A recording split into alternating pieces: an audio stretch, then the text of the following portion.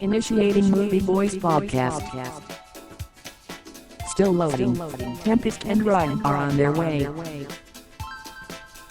Welcome. Please enjoy the show. And we are back with another episode of Movieboys. I am Ryan. I'm here with my co-host Tempest. Hello there. And today we are going to be talking about the sequel to Black Panther, Wakanda Forever. And I will start off with a little synopsis before we get into it. But just to let everyone know, we are going to get into spoilers like right off the bat as usual, like we usually do. So the people of Wakanda fight to protect their home from intervening world powers when another powerful civilization that has access to vibranium is discovered, all while they mourn the death of King T'Challa. I thought we could sort of start off and talk a little bit about how we felt about the first Black Panther movie and just, so what are your thoughts on that?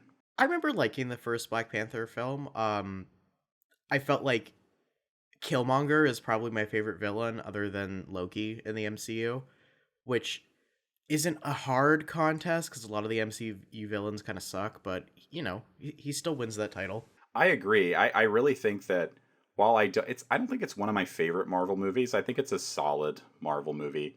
And I fully understand why so many people love it and why it's important to so many people. And I really do think like Chadwick Boseman was really, really incredible in it. Same with Michael B. Jordan as Killmonger.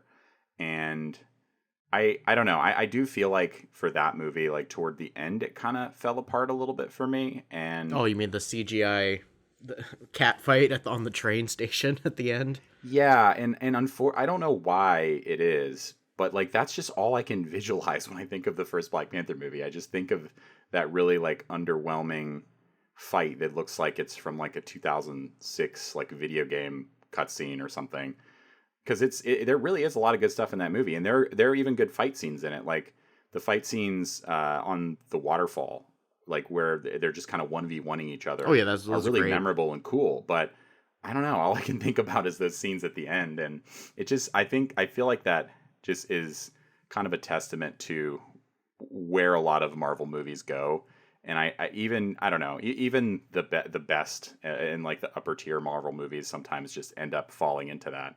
I like how I feel like Black Panther is the start of like, I think they did this with Guardians of the Galaxy where it kind of felt like they were trying something a bit more new, at least as far as like Marvel parameters are going. Did you get that sense? Yeah, because it does feel, I feel like more so than a lot of other Marvel movies, it feels, and a lot of people will say Thor, like the first two Thor movies, but it feels very Shakespearean and like very theatrical, but in a way that doesn't irritate me as much as like the first Thor movie did, I think. I don't know. It's very like soap opera-y and pulpy and dramatic, but in a good way. And it has a unique voice, and I think a big part of that is Ryan Coogler. I mean, he's such a great director, and I think that he is. I don't know. I would honestly like to see him take on more Marvel properties than he's currently taking on, if anything. I don't know if he wants to do that, does he? I'm not sure. I think he's kind of doing the typical Marvel director thing now, where you sort of do like a big Marvel movie, you do one for them, and then he kind of does something for himself. Like I know that he did, I think he did Creed like right after he did Black Panther, or either it was reversed. But I know that I think it was before, because didn't Creed come out in like 2015, and then Black Panther came out 2018? Yeah, I think. Oh no, you're totally right. But I do think that I wouldn't be surprised if he doesn't want to take on more, because I do know it is a huge commitment for so many directors. Like it's always disappointing to see like anytime anyone like indie director like comes like seemingly out of nowhere and makes something that's really great, everyone will just be talking about like, oh, what Marvel property are they going to take? And it is not to start this off with a Marvel slander like right off the bat, but like it is a little disappointing that people see that as like the pinnacle, and in some ways like this is all you can do. Like this is as high as the ceiling is. You know what I mean? Yeah. The only thing, okay, going back to just like general thoughts with the first movie, I think the only thing I don't like is I really, really just liked Killmonger as a character, and I wish he didn't die because I would have liked to see him in more films as like an actual antagonist. But I mean, like the trajectory of the films are gonna be forever changed just because of Chadwick Boseman's death. So, I mean, I don't know. That's one thing that I thought was interesting about this. Did you have any thoughts about, because a lot of people wanted them to just recast T'Challa with a different actor, and I don't know necessarily how that would have worked out. Like, I don't know who would take his place. I'm gonna like skip ahead like spoilers, but like at the end of the movie, the mid credit scenes when we find out that is it Nakia? Is that her name? Yes. Yeah, Nakia. When we find out that she had a child, like she had a son with T'Challa, and that's the little boy at the end of the film. I think that was kind of smart because I think that's kind of a way of like, I think they're gonna age him up, and I think that guy is gonna be the new Black Panther in a future movie. I think the route that they went for this kind of, it was like a good choice because technically they are recasting the Black Panther, and because his name's also T'Challa, like they are recasting T'Challa, but it's not like they're recasting specifically like Chadwick Boseman's role. They're kind of just like, I don't know. I thought it was a clever way and like a smart way of like recasting, but not like immediately, not like like not honoring like what Chadwick Boseman did. I don't know. It's a complicated like whatever they were gonna do, but I feel like this specific thing, and if I think they're gonna do what I think they're gonna do in the future, I think it was a smart choice for them to make. Yeah, I think that going into it, it's a really complicated decision, and it's just a really difficult decision to make for Ryan Coogler. And I mean, I know that the studio probably had a big say in it as well, obviously, but I don't know. I think that you could have recast him, but maybe people would see that as too disrespectful and like confusing and kind of cheap. I think at first I was kind of leaning toward them recasting him, but I ended up liking what they did and kind of, and I know you were saying potentially the kid sort of taking up the mantle, which I think could be interesting like in the future. But also I kind of like the idea of maybe having just like this mantle of the Black Panther being this rotating thing, and in this movie Shuri sort of takes up the mantle, and maybe later on he takes up the mantle. And I think that it was just I don't know, it was such a difficult task for any director to do this, because like can you think of another franchise that has dealt with something like a death this massive right after their first like successful movie? Like I don't think that that's ever really happened before, and it just having to continue on without your star. Like this would be like after the first Christopher Nolan Batman movie if Christian Bale died. Like it's like, No, I would argue it or would be like after if the Dark Knight he died. that absolutely. And I think that it's just, again, it's just an unenviable task to have to direct and write this movie and make all these decisions. And I do think that I mean, we can start getting into the movie a little bit more. I do think that they succeeded, but I don't really like this as much as the first one, just straight up. But I do think that it is a good sequel to Black Panther. I feel like a big part of this movie, understandably so because of Chadwick Boseman's death, almost feels like another origin story for another hero. And yeah, I mean that's absolutely what it has to be, but at the same time it feels like I would have loved to see this franchise get like its Dark Knight and get its like true sequel with Chadwick Boseman after having that movie under his belt. Like I would have loved to see that, and it is kind of sad that that's just kind of impossible. It wouldn't have worked with a different actor. Like after seeing this, and I do think that what they came up with is interesting. But again, I would be curious to see like what Ryan Coogler, because I know that he had a whole other script written already when Chadwick, but before Chadwick passed, and I would be really curious to see if that was just how similar that was. Although I do think there are a lot of good things about this movie. I'm kind of curious to see like what you thought about it too. I really like this movie. I think this is probably my favorite movie out of the Phase 4 movies. And I think this is the last movie in the Phase 4 for Marvel. I'm pretty sure. Yeah, I think I you're think right. I think it is the last one. There's a lot of TV in Phase 4.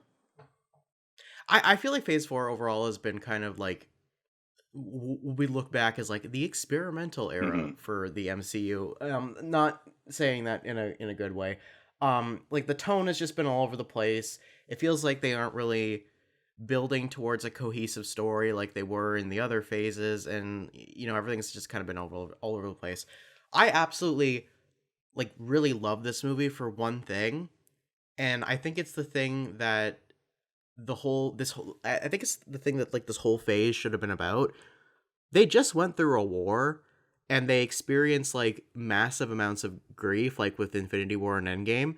And they've done it like a little bit, like dabbling here and there throughout the movies, but like this whole phase should have been about like people dealing with their trauma and grief, which is what I think it should have been about. And they kind of explored that a little bit with like WandaVision and Multiverse of Madness, where she's dealing with like loss of vision and her kids and whatnot. And then like No Way Home with Spider-Man, and like so we kind of have seen like little bits of this, but I feel like this was the first movie that like really it feels so different than everything else because it's so fucking sad.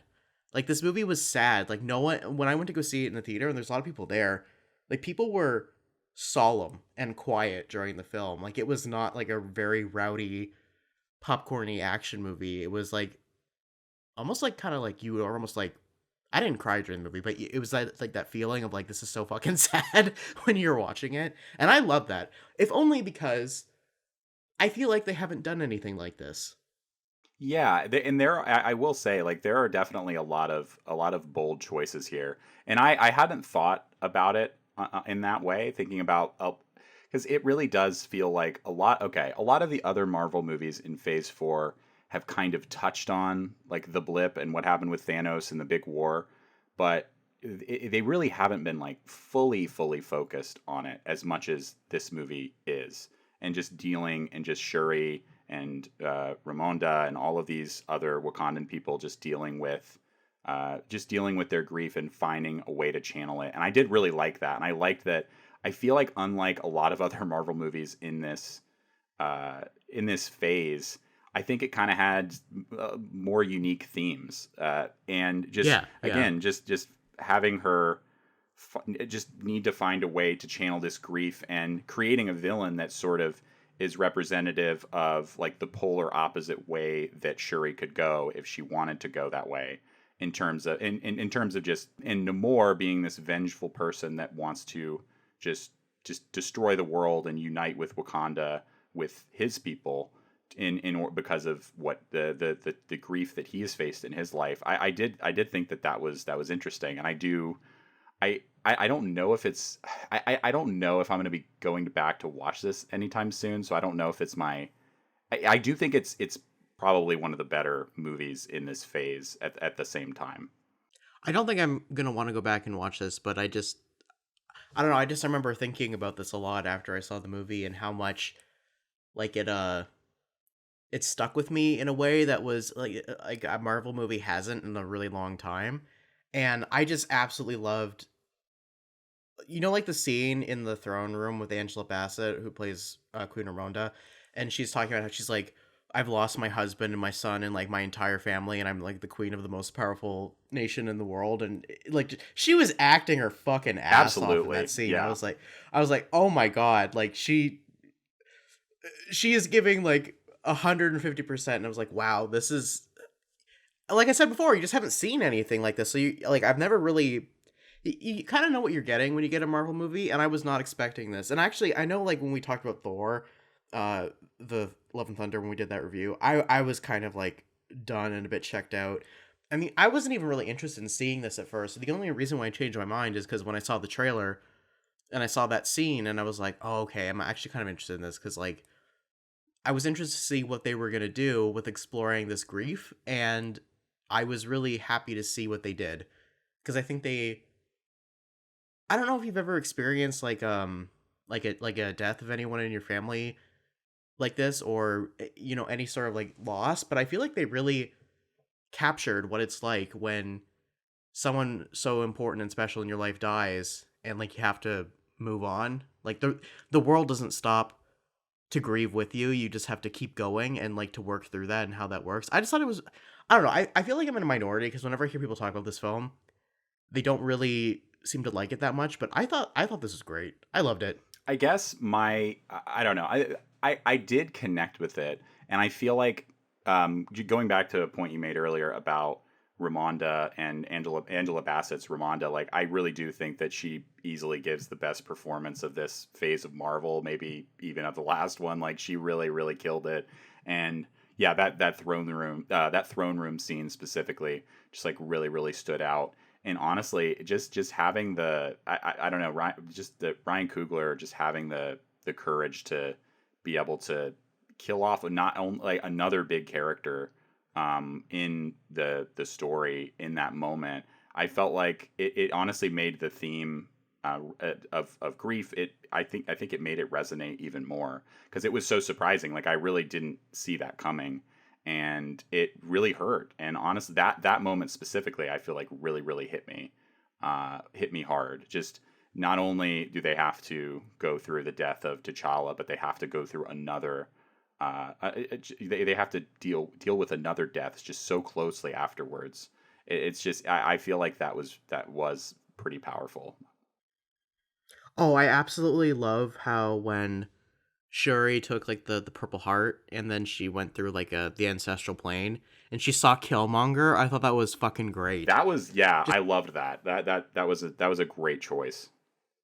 I especially because I wasn't expecting on seeing him. At first I was like, oh fucking god, please tell me they didn't do some like bullshit like CGI thing with Chadwick Boseman, and I'm gonna like, no, that'd be so fucking awful. But no, I think it really makes sense like story wise for her to see Killmonger because this is a relative of hers, and you're supposed to see relatives, but also it really shows where she's at right now because she's in so much turmoil. To see him, it was just perfect. I love that scene. It was great. Yeah, no, that scene in particular was great, and I mean, it was awesome seeing Michael B. Jordan again. No, I'll echo what you just said too, and I absolutely thought for sure it was going to be like some awkward fucking CGI Chadwick Boseman, and I was cringing anticipating the scene. I was like, please, Yeah. don't. I was hoping like, okay, if it isn't him, I hope it's Ramonda, like or something. Like I don't know if that would make sense, but it just like please don't let it be like awkward, weird, or just like. I was thinking maybe they would reuse shots that hadn't been used of Chadwick Boseman, but again, I think that was a really good move.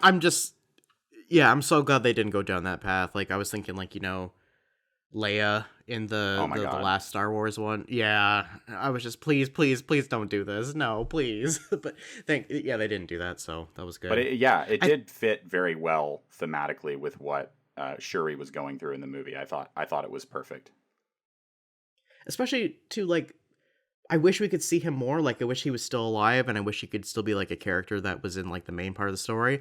But if he can't be like a character that's alive and interacting with like the other characters, I do think this was like a smart, creative choice for him. And I like that he didn't get spoiled. Like, I didn't see anything online about spoilers about him appearing in the movie, which.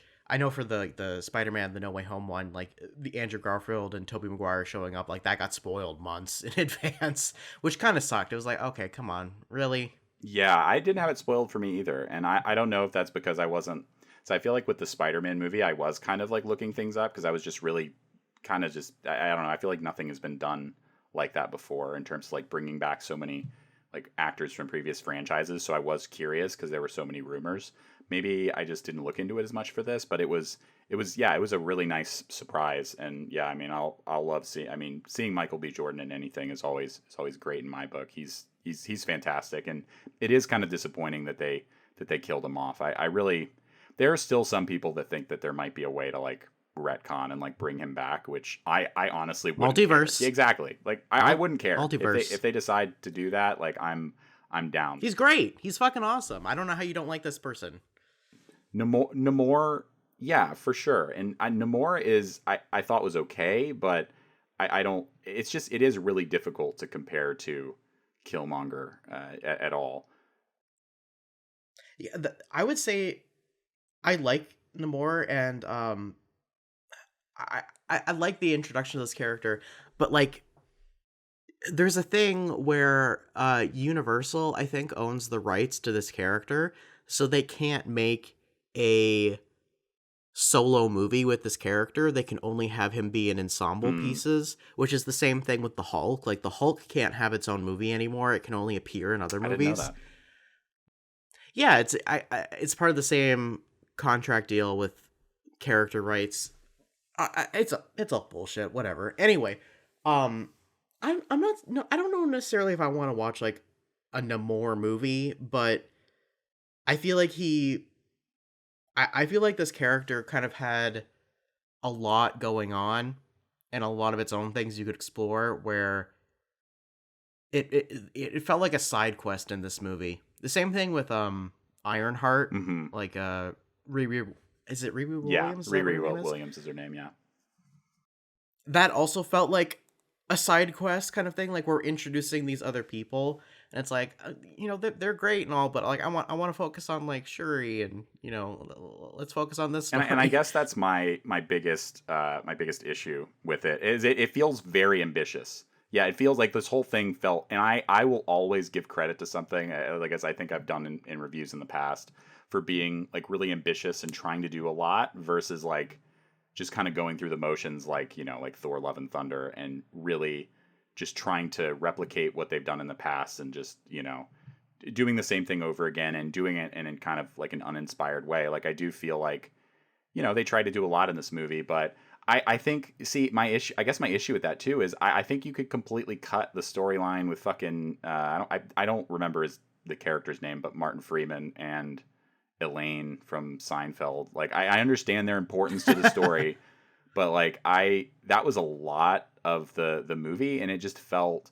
like it was just trying to set up things for the future of Marvel, and it reminded me of some of the subplots in like Iron Man 2 that just kind of existed to set up future things in the Marvel universe. And it was probably like 20 to 30 minutes of the movie, and it didn't really add. I love Martin Freeman. He's a great actor, and I enjoy seeing him in anything, to be honest, but it was just like by the end it didn't feel like he really needed to be in the movie. They probably could have written around his character fairly easily. It just it kind of it didn't ruin anything, because I do think the strongest point of this movie is obviously like Shuri's journey and her dealing with her grief. But there's just some other things that I felt like they were trying to implement that didn't really play into those themes as well. Like I know Namor had his own issues that kind of played into, and it played into him feeling so vengeful and angry and wanting to like take over, like just destroy the world essentially. But I would have liked to see more of that, either more of that or just more of Shuri, or I don't know. I think that it was Namor. It did feel like kind of a side quest, and like we got little bits and pieces. But ultimately, he did at the end of the day, to me, feel kind of one note. Like especially and I think that I feel that way because Killmonger felt so three dimensional, and he almost felt he was almost like the main the main character in that movie. Like there was almost like that movie had two main characters, and I loved that. And I understand that maybe they didn't want to just repeat the same thing, but I can't help but to feel that he really wasn't reasonable in any way. He just was like, I just want revenge, and I want to kill or I want to conquer everyone on the surface. I want to kill this inventor. That's it. Like, and I know that he had his reasons for wanting to do it, but like Yeah, like that was it. they did show it. Like they showed like the what was it, like the Spanish Hmm. colonizers like killing that town. Like so like I do see where like his feelings came from. I just wish it was a bit more developed other than just like a flashback scene.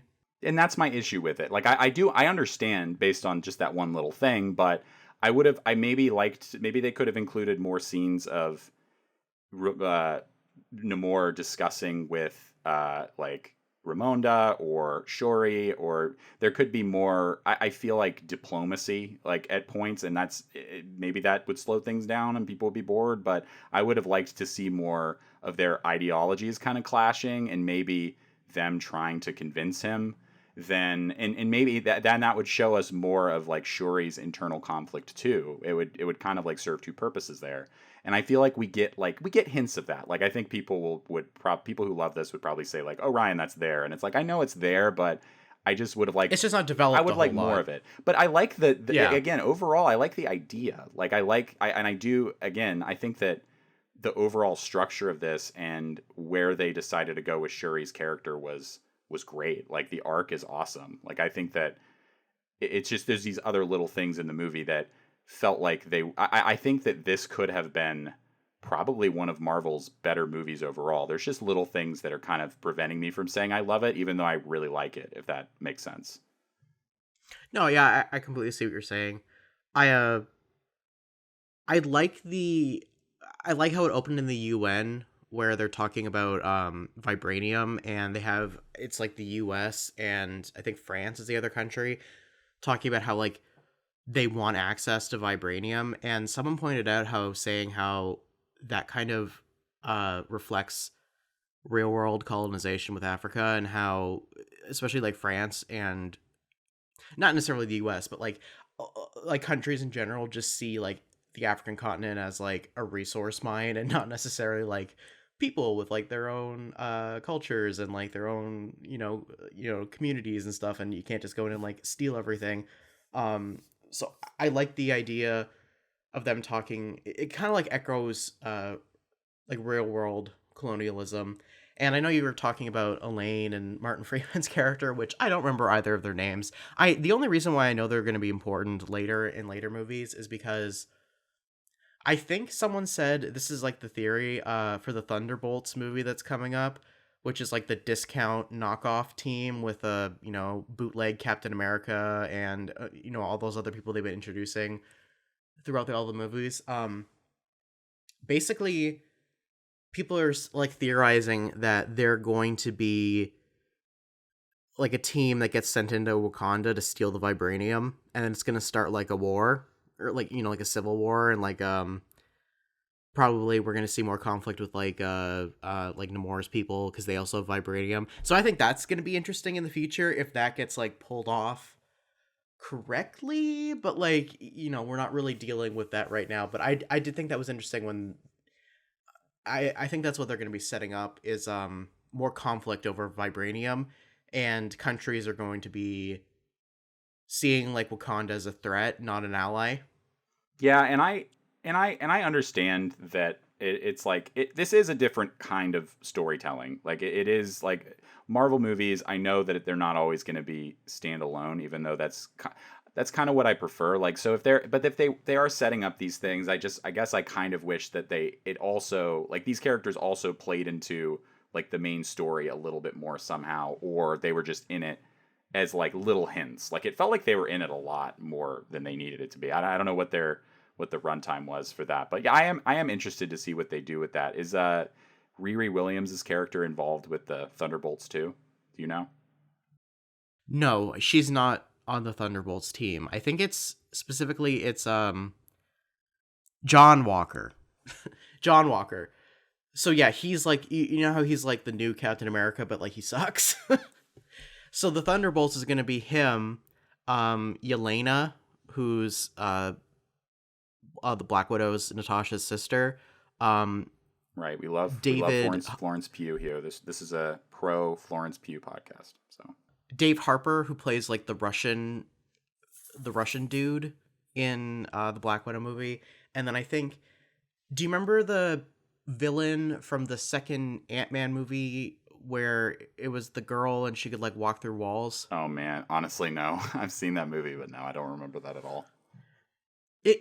Anyway, the Thunderbolts team is basically like a bunch of people who kind of suck, basically, who like they're not that great.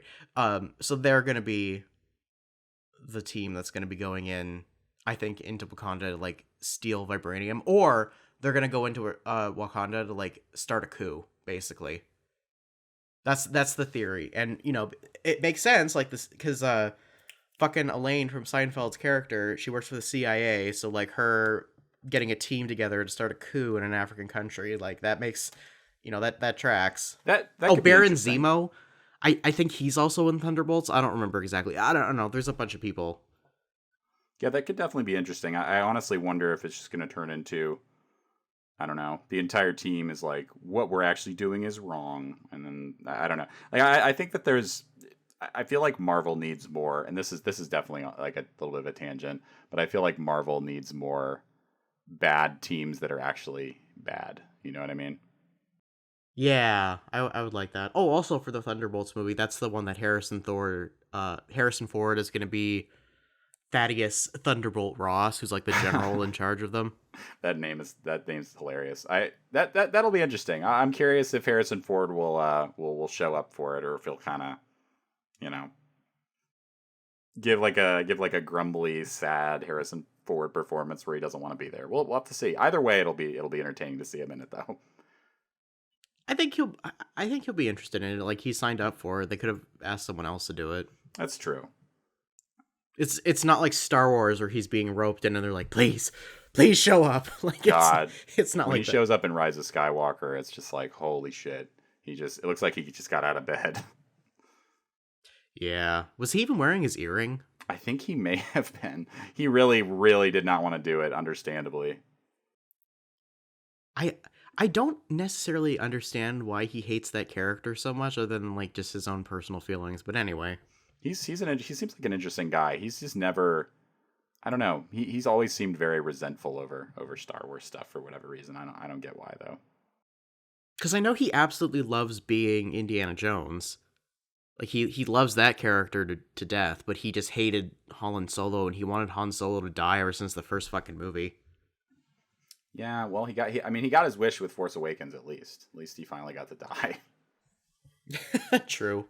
He probably said, "I'll only come back if you kill me." In all seriousness, that might be true. Do you have any other kind of like final thoughts about the Black Panther second sequel movie? Yeah, no, I did. Again, I have a lot of complaints with this movie, but I did like it, and like as you said, it made me, it made me think about. It actually made me. It's a Marvel movie that makes you actually think about its themes, which I feel like there hasn't been one of those in a while. Even I really I always fucking forget the difference between the second and third new Spider-Man movie, Far From Home, and No Way Home is the multiverse one.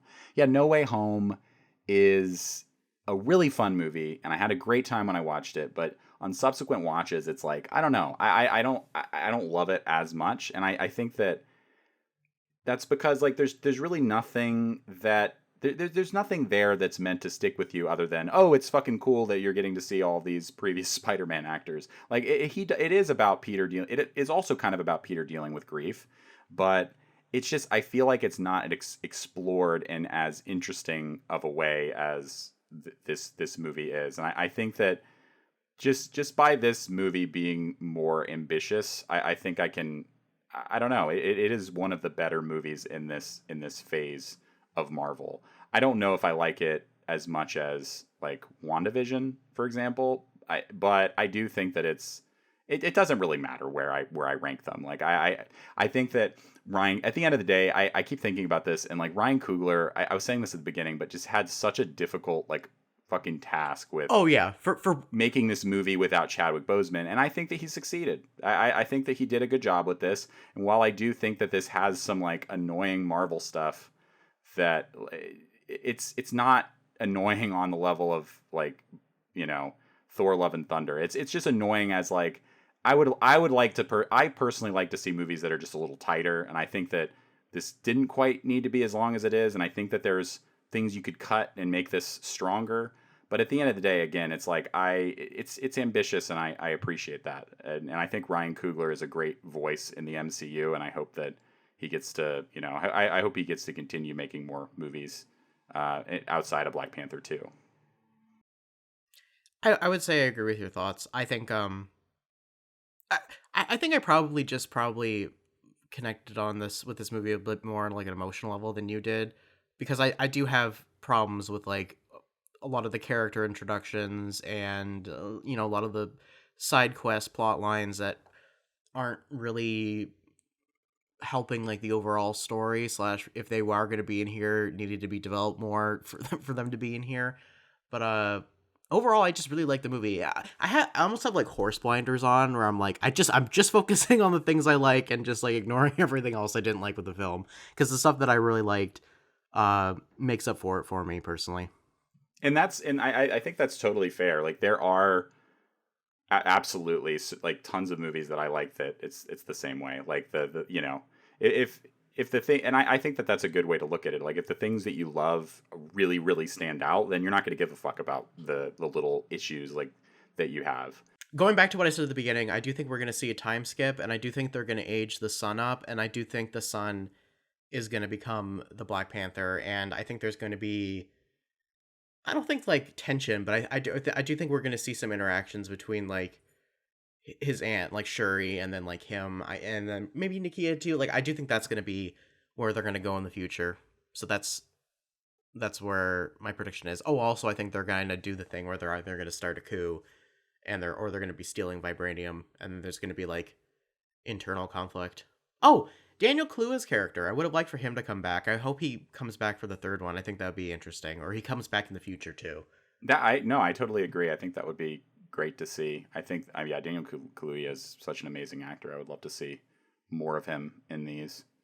Yeah, yeah, again, I don't want to like keep reiterating what I said before, but yeah, I also think the ending I felt like punted a little bit. I felt like it was, and again, this is I will say, like, just full disclosure, I like when movies are a little bit more self-contained and feel like they tell like a very specific story and kind of get out, and maybe there's a hint of something more to come. And I feel like with these Marvel movies, they've just become a little more bloated and have a lot of extra stuff, and it almost feels more like a TV show where it's like, okay, at the end, Namor goes, all right, that's fine, okay, truce, all right, I'm not going to do anything else, like I'll stop for now since you didn't kill me. And you know that conflict is going to arise later. And I'm not saying like the solution should have been to kill him, but it did feel kind of surprising in the final moment that he was just like, okay, all right, let's just push this conflict to later on. Or he kind of just feigns truth so she doesn't kill him, I guess. And I don't know. It's, again, that's like, I don't know necessarily how you get around that without like killing him, which I don't think would have been a good ending.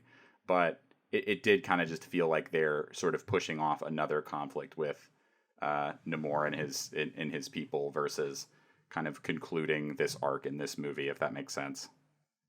It was like the story was just writing where it wanted to go in a way towards the end, and not really like getting to a conclusion where it would make sense. Yeah, and you know, and Shuri, I do feel like Shuri in the end, in that those final moments, I feel like it's a very quick decision that she kind of reminisces about all these things in her life and sort of decides in that moment, like, I won't be vengeful here. And I don't know. It would have been interesting to see if she tried to do it and then maybe someone stops her, or I don't know. I kind of would have liked to see. I don't, if you're gonna punt and you're gonna like push the story on further and clearly continue with Namor later on, then I don't know.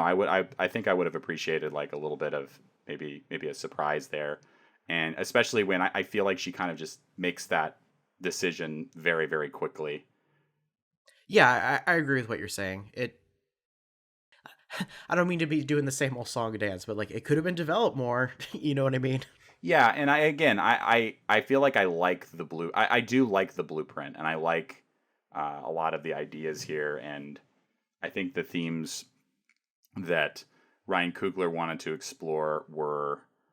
I think they did it. I think they did it fairly effectively, but it does have to be in those constraints of a Marvel movie where you have to say, okay, well, there's going to be like 10 more after this, so we need to keep a lot of these characters around, and we need to make sure that there's still room for them to grow, and we need to make sure that they're still going to be like growing and changing, and we can't wrap too much up here because there's a lot to go, you know what I mean?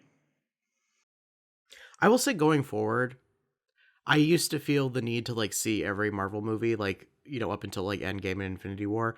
Definitely going forward, I don't feel the need to see everything anymore. I think the only thing that they've announced that I'm interested in is Blade. Like, because I love the character Blade, so that's like really the only movie I'm interested in going forward. I don't know about you, but I'm not as interested in the MCU as much as I used to be anymore. Like, it's not holding the same mystique for me. This was a good like a good entry for me overall. But I think like overall, especially like when it comes to movies we review for the podcast, like I'm not interested in like reviewing every single Marvel movie that comes I out. think, yeah, I agree. It's a case by case basis thing for me, and that's what it's. I feel like with most Marvel movies, and I don't think it'll be that way with this one. But even the ones that I like in the moment, like I enjoyed Multiverse of Madness.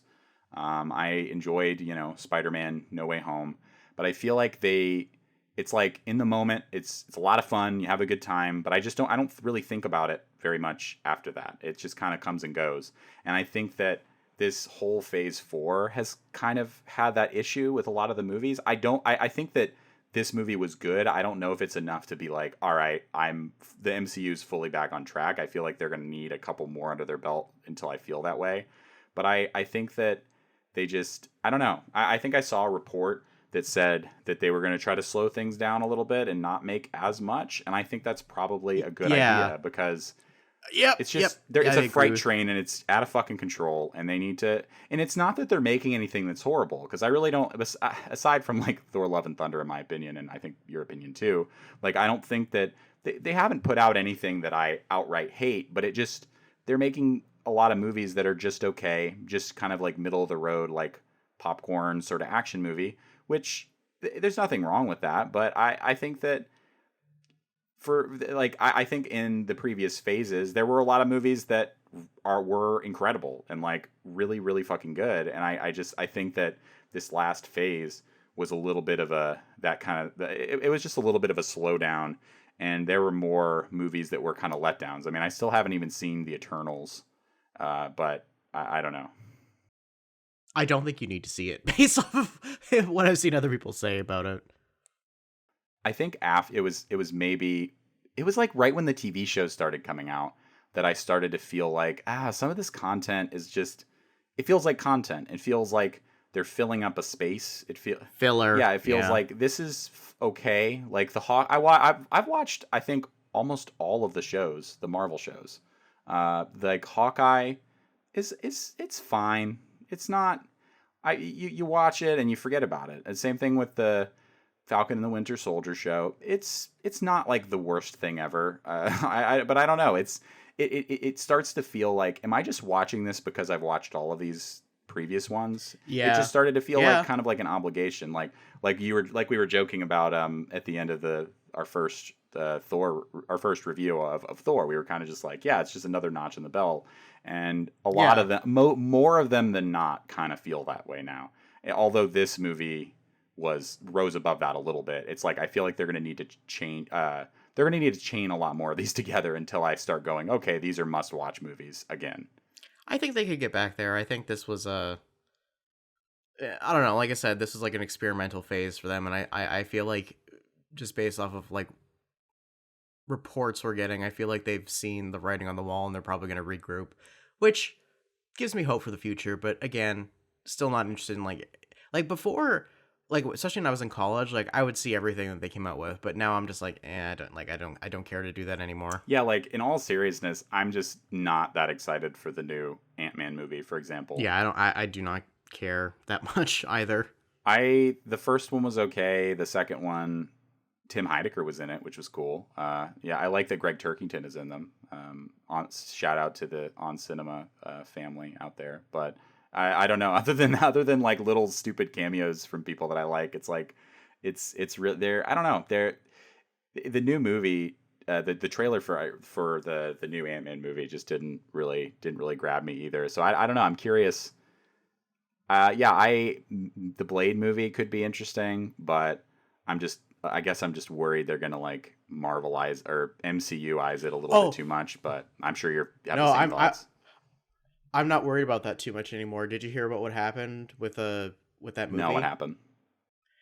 So basically, it was supposed to come out next year, but it's not coming out until 2024 now because basically Mahershala Ali was like, this script is fucking stupid. I don't want to do this. We're scrapping it and we're starting over. So they have like a new director and they're redoing the script. And I am excited that he's like, I want to be in something good. You know what I mean? Like he's being like we're doing this right, or I'm not doing it at all. So that gives That's me great. hope. I actually I forgot that he was gonna play Blade. Like that's so perfect.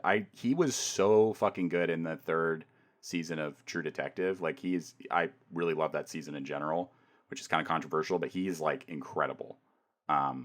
Yeah, he's I a great love actor. him. He's won 2 Oscars. He's a great actor. I know that's actually really exciting. That I mean I'm definitely looking forward to that, and that's good news because I trust him that he's been a part of enough really good like prestige TV and movie kind of projects that I trust his judgment honestly. Yeah, the fact that like he's like they have a new director. I don't know the name of the director. It's like some French director that he's worked with before. So I'm assuming that like that'll be good because he likes this person. Normally I'd be like, okay, this is kind of diva behavior for like someone to insist on like I need to redo it, otherwise I don't want to be in the film. But like I don't know. I guess someone of this prestige in a Marvel film, like okay, I'll give you this pass. Like I trust you.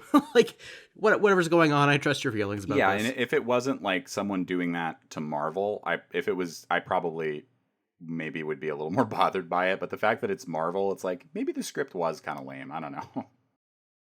I think they were saying that like the script was bad and that the action scenes were bad, and he was like, "We're redoing this, otherwise I don't want to be in the movie." And Kevin Feige was like, "Okay," and then they're redoing everything, Yeah, and the movie's coming out like a year later. yeah, and also again, just like you've said, with them kind of just determining that the writing is on the wall, maybe that was maybe that was just kind of part of it, like them just going like, well, if this person is saying this, maybe if of this like esteem is saying this, maybe we need to take it a little bit more seriously. Hopeful for the future for that one particular movie. Everything else tentatively anticipating. So I just wanted to close this out with saying that when I was at the theater, so as the movie was ending, there's this family behind me, and the dad was just like, "Man, I really hope this new Black Panther. I hope she doesn't die too, because I don't know what the fuck they would do." Like, and he said it like really loudly, and I was just trying not to burst out laughing. And he was saying it like right after the really emotional scene with Shuri, and I was like, Jesus Christ, like okay, oh my god. But I mean, I was also thinking like, yeah, that's true. That would be really fucked up. Oh, you mean like if the actress Letitia Wright dies? Yeah. That's what he was saying, I guess. And I was just like, okay, yeah. I mean, he's absolutely right. I mean, maybe not the right time to say that like really loudly, but yeah, that would be pretty fucked up if that. I mean, at that point, I would just say like, okay, we probably should stop making Black Panther movies because this shit is cursed if that happened. Yeah, that'd be really fucking shitty. But yeah, that's on funny that positive note.